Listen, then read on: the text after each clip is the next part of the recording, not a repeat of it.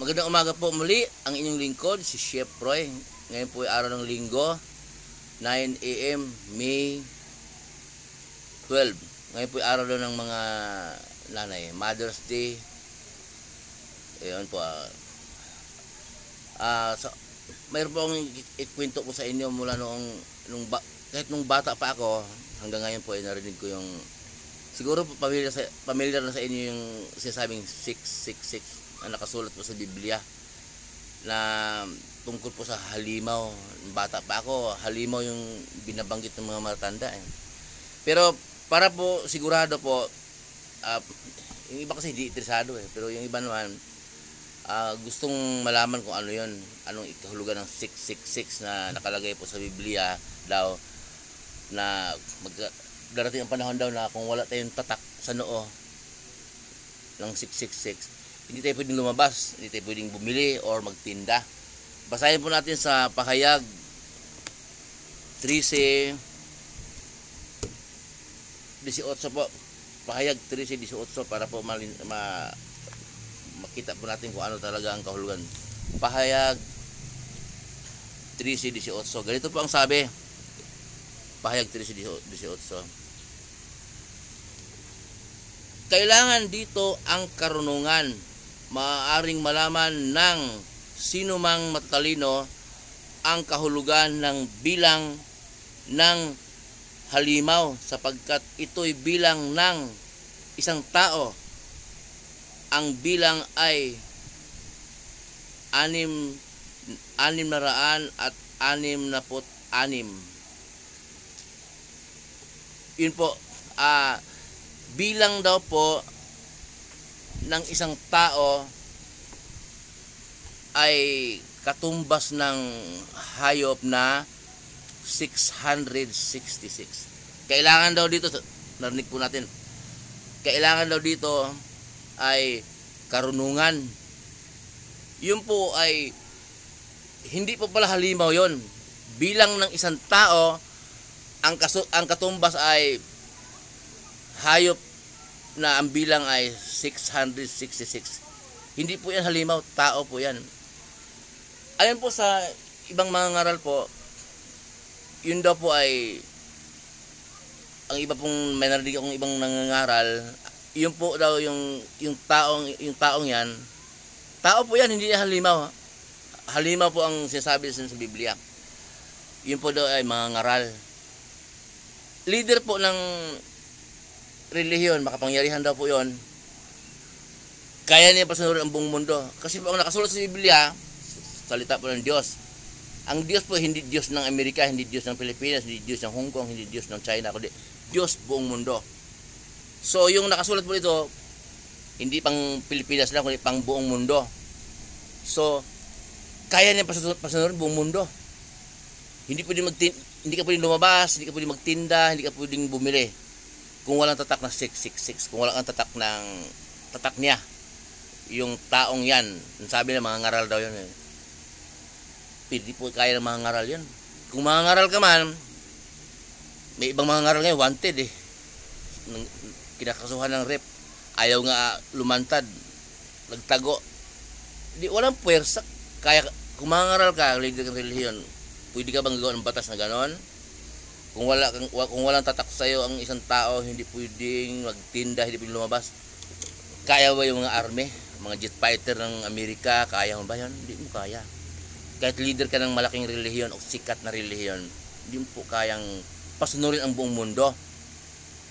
Buong mundo po yan. Kung wala kang tatak, ang tatak niya, hindi ka pwedeng lumabas.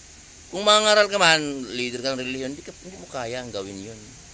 Kaya ba yung China, Amerika, pasunurin mo? Hindi po kasi yung ibang narinig kong nangaral, ano daw yun, leader. Para po sa akin po, leader yan ng bansa. Presidente po yon. So magaganap po yon, magkaroon muna ng malaking gera. Nakakatakot po, no? At siya ang mananalo. Pag siya ang mananalo, kaya po niyang pasunurin ang lahat ng tao sa buong mundo. Kasi po, ulitin po, yung Biblia nakasulat, pang buong mundo yan. Binasa ni Chef Roy. Sino ba yan? Taga Katmon. Pang Katmon lang ba yan? pang bulihan lang ba yan? Hindi po. Pang buong mundo yan, yung Biblia, yung nakasulat. Kaya buong mundo kaya niyang pasunurin na hindi po yung lumabas nang walang tatak sa noo o sa kanang kamay. So, makapangyarihan ng taong yan. Hindi yung kaya ng mga ngaral. Leader ng relihiyon, kahit sino ka pang leader ng relihiyon yan, susundalo lang, bibirahin ka ng Amerika, maraming bansa na malulupit, hindi mo kaya. At atas mo tayo ng konti para maintindihan po. At sa 3C, kanina po binasa ko, 3C16, ay 3C18 kanina. Atas po tayo, gawin natin, ang pagbabasa, gawin natin 3C16. Ang sayo po din sa 3C16, sa pilitang pinatatakan ng ikalawang halimaw ang lahat ng tao sa kanilang kanang kamay o sa noo, maging sila'y dakila o hamak, mayaman o mahirap, alipin o malaya, at walang maaaring magtinda o bumili, maliban sila'y may tatak ng pangalan ng halimaw o ng bilang ng katumbas ng pangalang iyon. Kung wala kang tatak ng pangalang halimaw yon o wala kang tatak ng 666, hindi ka pwedeng bumili. Kahit gaano ka kayaman, mahirap ka man, o dakila ka man, o sikat ka man, alipin ka man, o malaya ka man. So, matindi ito. Kaya po, yun po ay hindi pa naganap. Yung pong nakasulat sa pahayag o Revelation man o Apocalypse, pareho lang yan. Kung yung pong nakasulat dyan, hindi pa po nagaganap. Magaganap pa po yan. Sa buhay po natin ngayon, tayo po ay parang papunta. Sika yung dalawan natin sa earth, yung pinapabili ka tayo ng Diyos kasi kung saan tayo, nandoon yung kapahamakan, nandyan lang yun naman, hindi tayo ginawang robot. Pero sinadjust naman niya, nakasulat po sa Biblia yun, hindi natin puntahan. Sa ibang video ko lang sasabihin. Masyadong mahaba kasi hindi tinatapos ng mga nanonood. Pinapilit ng Diyos ang tao, hindi ginawang robot. Pero sa huli namang salita ng Diyos na yon, sinadjust naman na piliin mo ang buhay upang mabuhay ka kasama ang iyong pamilya.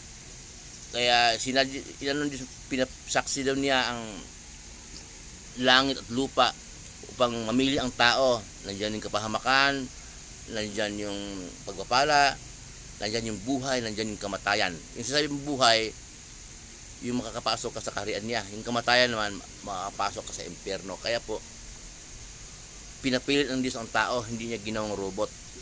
Ang talaga namang inobliga niya yung mga ano lang nung panahon ng propeta, ay propeta lang. Gaya ni Jonas, ayaw sumunod sa utos niya, pero inobliga talaga niya na sumunod ka. Yun, mga propeta lang ang inobliga ng Diyos. Pero dito po sa binabasa po natin 666, magbasa din po tayo ng Biblia. Basahin natin yung pahayag 3:18. Magigits po natin na yung palang halimaw na yon, hindi yung halimaw na lalabas sa parang Godzilla magsasalita, hindi. Tao po yun, leader po yun, sa pagkaintindi ko, leader ng isang malaking bansa. Hindi po yung leader ng, sabi ng ibang nangangaral, hindi po yung leader ng relihiyon na pastor siya na hindi niya kaya yun. Pero yun po, pagdating ng panahong yon, matagal pa yon, baka wala na tayo dito, wala na yung apo natin dahil ilang 100 years, ilang years pa pero habang tayo pinabubuhay ngayon, samantalahin po natin na ituro sa ating mga anak o may apo man sa loob ng tahanan ang salita ng Diyos, or turuan natin pumasok si Jesus sa tahanan. Kasi po, kahit gaano kakabait na ama o kahit gaano kakabait na ina, kung wala si Jesus sa tahanan, ay useless din po yon. Yung mabait na ama, pagsweldo, ito yung sweldo ko, kumain ka na ba? Kumain yung mga anak natin, asan sila? Sige, tawagin para sabay-sabay kumain. Napakabait na ama, pero kulang po din yon.